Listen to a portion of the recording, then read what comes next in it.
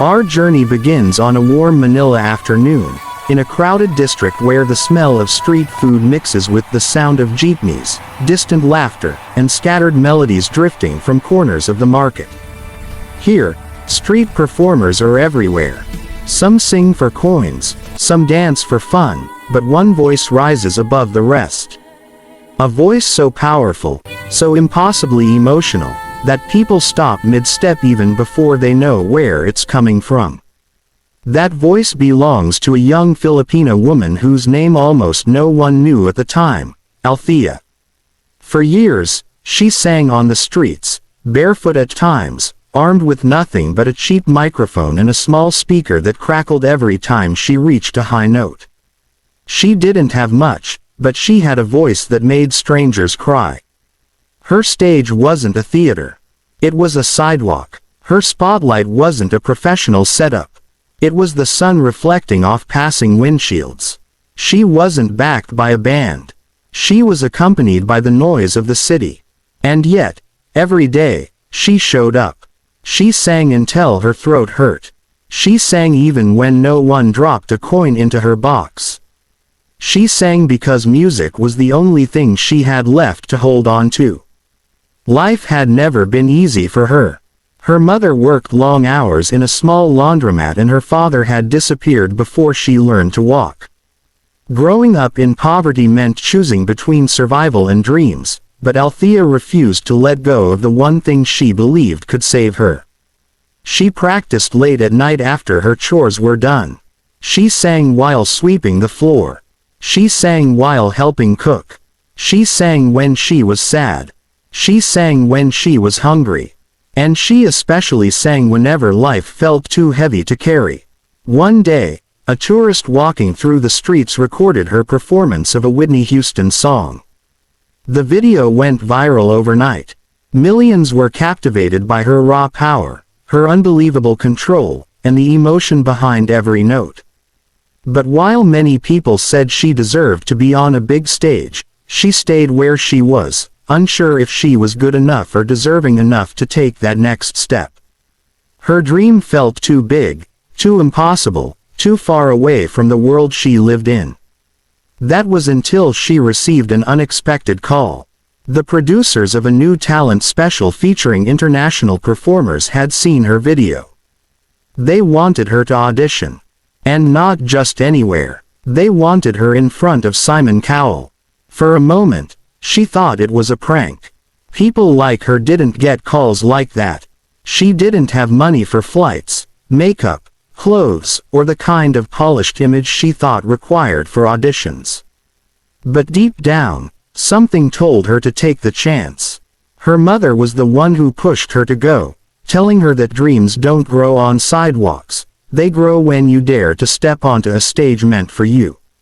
With help from locals who had watched her sing for years, she raised enough for travel expenses. People donated food, money, even clothes. A seamstress from her neighborhood sewed her a simple but elegant dress. Her speaker vendor offered her blessings and prayers.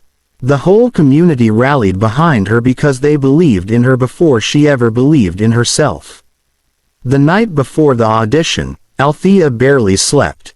She stared at the ceiling of their small home, replaying every moment that brought her here. What if she messed up? What if her voice cracked? What if Simon thought she wasn't good enough? Her mother held her hand and told her that she didn't need to sing like anyone else. She only needed to sing like herself. As she boarded the plane to the audition venue, she felt like she was stepping into a completely different world. Everything looked bigger, brighter, louder. She felt small but determined. She carried her memories with her, the streets where she sang, the faces of the people who believed in her, the long nights she spent practicing, the coins dropped by strangers, the struggles that shaped her voice into something more powerful than she realized. Then the moment arrived. The stage lights hit her face. The audience filled the massive auditorium. The judges sat behind their table, with Simon in the center, adjusting his glasses and watching her with a poker face she couldn't read. She took a deep breath, clutching the microphone tightly. Her heart raced so fast she could barely hear anything around her. Simon leaned forward and asked her where she was from. She told him she grew up singing on the streets of Manila. A ripple of surprise moved through the audience. Simon raised his eyebrows, intrigued. He asked her what song she chose. When she revealed the title, he sat back, expression suddenly serious. It was a challenging song, one that even seasoned professionals struggled with. Choosing it was bold, dangerous, but it was the song she connected with. The song she had sung hundreds of times in the heat, the rain, and the chaos of the streets. The music began. For a second, nothing happened. Then her voice filled the auditorium like a wave. Strong, pure, emotional. Her tone was unlike anything the judges had heard in years. Every note carried weight, heavy with her struggles, bright with her hope, trembling with her story. Her vibrato echoed with quiet pain and explosive passion. Her high notes soared effortlessly, leaving the audience breathless. And when she hit the song's most difficult part, Simon's eyes widened. He turned to the other judges, stunned. This wasn't talent. This was soul. This was life experience transformed into sound. Mid-performance, the cameras caught people in the crowd crying. Some had their hands over their mouths. Others whispered they couldn't believe this girl had been singing on the streets. Even the crew backstage stopped what they were doing to listen. But the most shocking moment came halfway through the song. Simon raised his hand, and the music stopped. The audience gasped. Althea froze. Had she done something wrong? Had she ruined everything? Tears welled in her eyes as she stood there in silence, fearing the worst. Simon looked at her for a moment, then said quietly, "You have no idea how good you are, do you?" The audience erupted in applause. Althea stood speechless, shaking. Simon told her he stopped the music not because she was doing poorly, but because he wanted her to sing it again, this time without the backing track. Raw, unfiltered, just her voice. Her breath hitched. People held their breath, and then she began again. This time, it was even more powerful. Without music behind her, every emotion hit harder. Her voice cracked in places, not from weakness, but from overwhelming feeling. It made the performance real, human, unforgettable. When she finished, there was a long moment of silence, the kind that only happens after something extraordinary. Then the entire auditorium stood to their feet. A standing ovation. People cheered, screamed, cried. Simon slowly rose, his face softening. He told her that she reminded him why he fell in love with music in the first place. He said her voice was one in a million, that her story would inspire millions more, and that she deserved not just applause, she deserved a life far bigger than the streets where she came from. Then he reached toward the button. And pressed it. The golden buzzer exploded above her, showering her in gold confetti. She sank to her knees, overwhelmed with emotion, crying into her hands. The audience roared louder than ever before.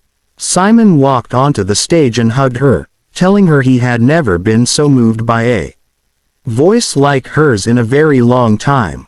Backstage, she sobbed uncontrollably as her mother joined her, also crying. The crew, the judges, and even security guards congratulated her. For the first time in her life, she felt seen, valued, worthy. The clip went viral within hours. Millions across the world shared her story. They praised her courage, her voice, her determination. She became a symbol of hope for anyone who felt unseen or unheard.